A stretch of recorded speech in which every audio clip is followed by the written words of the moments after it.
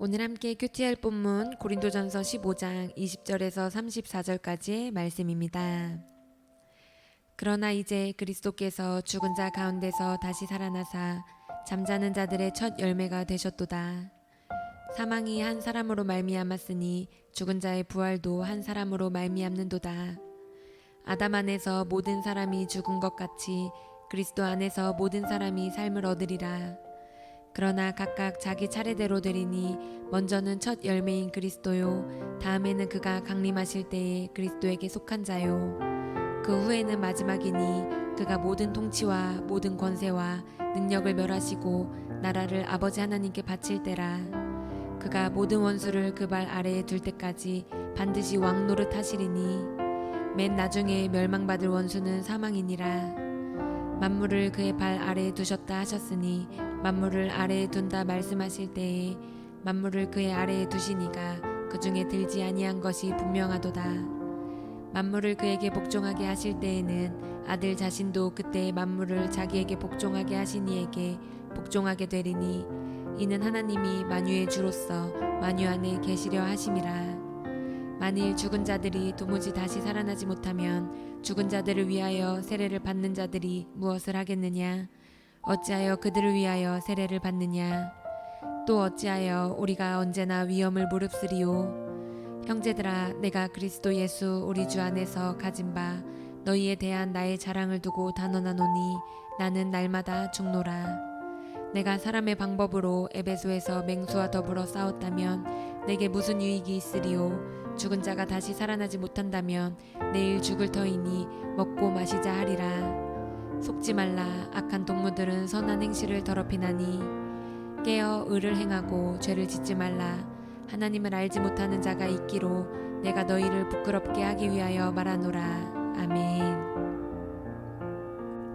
우리는 이틀 동안 부활은 반드시 이루어질 진리이며 그 부활에 대한 보증이 예수님의 부활이라는 것에 대해 살펴보았습니다. 이 진리를 설명하기 위해서 바울은 예수님께서 예수님을 믿는 자들의 첫 열매가 되셨다고 선언합니다. 우리 20절 말씀입니다. 그러나 이제 그리스도께서 죽은 자 가운데서 다시 살아나사 잠자는 자들의 첫 열매가 되셨도다. 바울은 예수님이 잠자는 자들, 즉 죽은 자들의 첫 열매라고 말하는데요, 여기서 죽은 자들은 모든 죽은 자를 의미하진 않습니다. 여기서 죽은 자는 예수님을 믿다가 죽은 자들을 의미합니다. 그러니 예수님은 예수님을 믿다가 죽은 자들의 첫 열매라고 말하는 것이죠. 그렇다면 여기서 우리는 먼저 예수님을 믿는다는 것에 대해 생각해 보아야 합니다. 예수님을 믿는다는 것은요, 예수님과 연합하는 것을 의미합니다. 내가 예수님과 함께 한 몸, 한 운명 공동체가 되었다는 것을 인정하고 사는 것이 예수님을 믿는 연합인 것입니다. 그래서 예수님께서 십자가에 돌아가셨을 때에 우리도 이미 죽었음을 인정해야 합니다. 세상의 가치관을 추구하고 세상의 유행과 사람들이 즐기는 것을 쫓아 살던 내 옛적 자아도 그때 같이 죽었음을 인정해야 합니다. 죄를 짓고 살던 나의 자아가 예수님과 연합하여 십자가에서 죽었음을 인정해야 하는 것입니다. 그리고 예수님께서 죽음에서 3일 만에 부활하셨을 때 우리도 살아났음을 인정해야 합니다. 나도 이제 예수님 안에서 예수님과 함께 새롭게 태어난 존재임을 인정해야 하는 것입니다. 그렇다면 내 옛적 자아가 죽고 예수님 안에 새롭게 태어난 것을 인정하는 사람은 어떤 삶을 살아가게 될까요? 당연히 세상의 가치관을 따라 살지 않겠죠.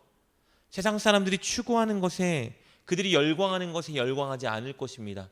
오히려 예수님 안에서 예수님의 말씀과 뜻을 붙잡고 그것에 순종하는 삶을 살기 위해 노력할 것입니다. 이것을 인정하고 이렇게 살겠노라 결단하는 것이요, 바로 세례받는 것입니다. 세례받을 때 물에 먼저 잠기죠. 그때 잠기면서 내 옛적 모든 자아는 죽었다 고백하는 것이고요, 물에서 나왔을 때에는 이제 나는 새롭게 예수님 안에서 태어난 새로운 존재임을 고백하는 것입니다. 예수님은 이렇게 예수님을 온전히 믿는 자들의 첫 열매가 되셨습니다. 첫 열매는 추수기간에 최초로 거둬들이는 열매를 의미하죠. 그래서 이 첫 열매가 났다는 것은 이 나무에 반드시 다음에 올 여러 가지 열매들이 난다는 것을 보증해 주는 것입니다.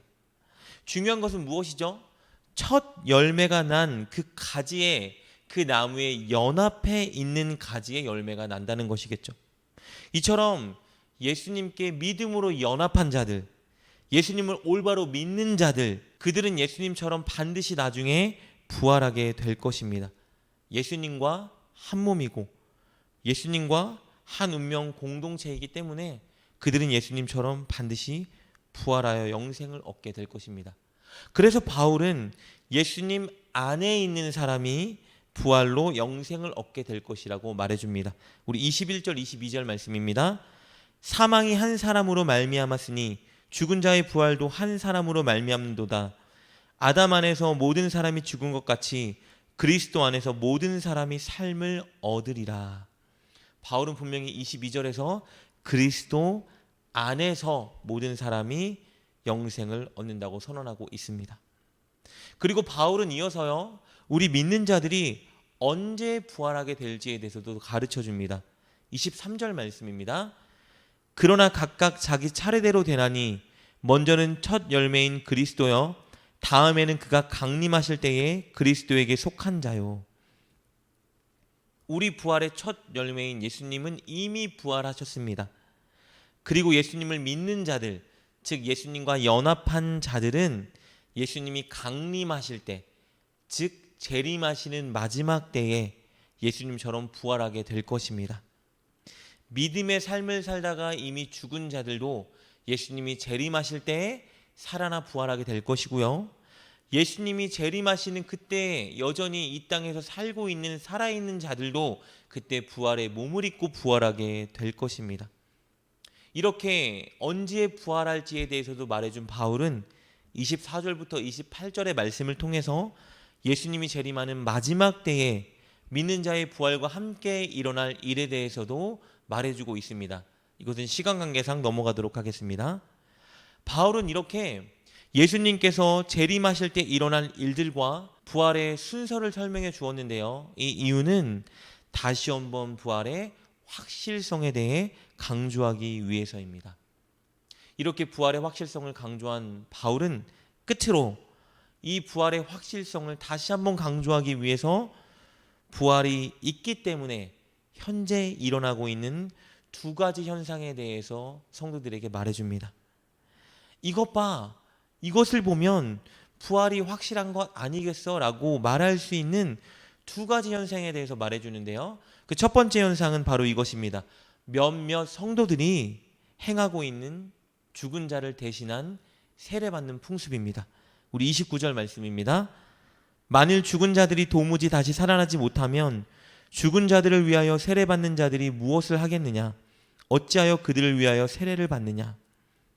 당시에는요, 그리스도인이 되었지만 사정상 세례를 받지 못하고 죽은 자들이 있었습니다. 또 죽기 직전에 예수님을 영접한 자들은 세례받지 못하고 죽었겠죠. 혹은 가족이 예수님을 믿지 않고 죽은 경우에도 마찬가지입니다. 그런데 그런 사람들의 가족들이 죽은 자를 대신해서 세례를 받는 풍습들이 곳곳에서 일어났습니다. 왜냐하면 그들은 죽은 자를 대신해서 자신들이 가족으로서 세례를 받으면 죽은 자에게 그 세례에 효력이 생겨서 그들이 예수님과 함께 연합하여 그들도 부활할 수 있다고 소망했기 때문입니다. 바울은 이런 풍습에 대해서 성경적으로 이것이 옳다 말하거나 이것을 인정해 주지는 않습니다. 다만 이 풍습에 대해서 꺼낸 이유는요, 그들이 이렇게 행하는 이유는 부활에 대한 확실한 소망을 가지고 있기 때문이라는 것을 강조하고 싶었기 때문입니다. 육체의 부활을 믿기 때문에 그들이 이렇게 해서라도 세례를 받아서 죽은 자들이 부활에 참여하게 하고 싶은 소망이 있다는 것을 강조하고 있는 것입니다. 그리고 부활의 확실성을 보여주는 현재 일어나고 있는 두 번째 현상은 바로 이것입니다. 바울을 비롯한 그리스도인들이 늘 위협을 무릅쓰고 목숨을 바쳐가며 부활의 복음을 전하고 있는 것입니다. 우리 30절부터 32절까지의 말씀인데요. 읽어보겠습니다. 또 어찌하여 우리가 언제나 위협을 무릅쓰리요? 형제들아, 내가 그리스도 예수 우리 주 안에서 가진 바 너희에 대한 나의 자랑을 두고 단언하노니 나는 날마다 죽노라. 내가 사람의 방법으로 에베소에서 맹수와 더불어 싸웠다면 내게 무슨 유익이 있으리요? 죽은 자가 다시 살아나지 못한다면 내일 죽을 터이니 먹고 마시자 하리라.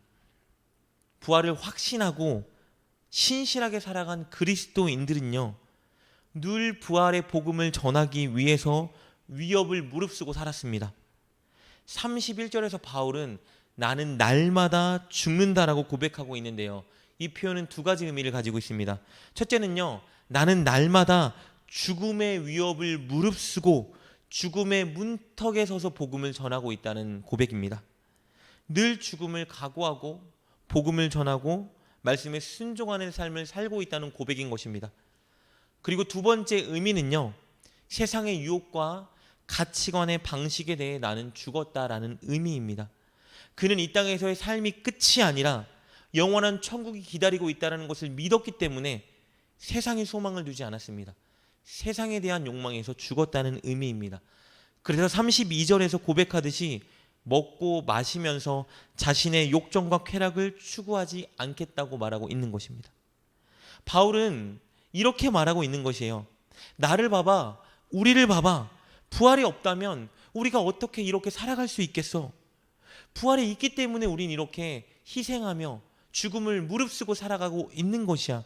우리가 바로 부활의 확실한 증거 아니겠어? 라고 말하고 있는 것입니다. 그래서 끝으로 34절에서 이렇게 권면하고 있는 것이죠. 깨어 의를 행하고 죄를 짓지 말지어다.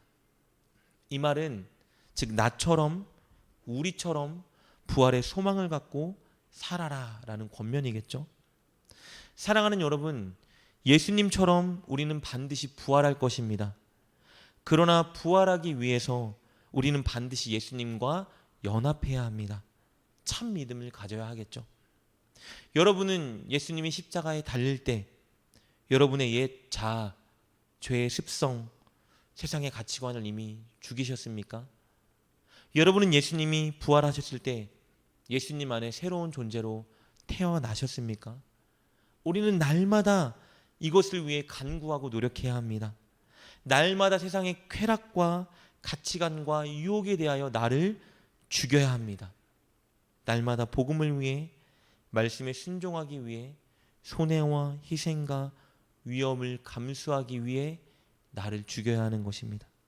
이렇게 날마다 세상에 대해, 나에 대해 죽일 때 우리 안에 있는 예수님이 사시는 것입니다. 꼭 그렇게 날마다 세상과 나에 대해 죽으시고 예수님과 연합하여 세상 많은 사람들에게 부활의 확실한 증거가 되는 여러분 되시기를 주님의 이름으로 축복합니다. 기도하겠습니다. 하나님, 십자가에서 우리의 옛 자아를 죽이며 살게 하여 주옵소서. 그리고 예수님 안에서 새로운 피조물답게 말씀에 순종하는 우리가 되게 하여 주옵소서. 늘 예수님과 연합하여 손해와 희생과 위협을 감수하면서까지 말씀에 순종하고 복음을 전하는 우리가 되게 하여 주옵소서. 예수님의 이름으로 기도드립니다. 아멘. 오늘 말씀을 통해 깨닫고 결단한 것은 무엇입니까? 그것을 붙들고 하나님께 기도합시다. 그리고 그렇게 실천하며 하루를 살아가는 여러분 되시길 주님의 이름으로 축복합니다.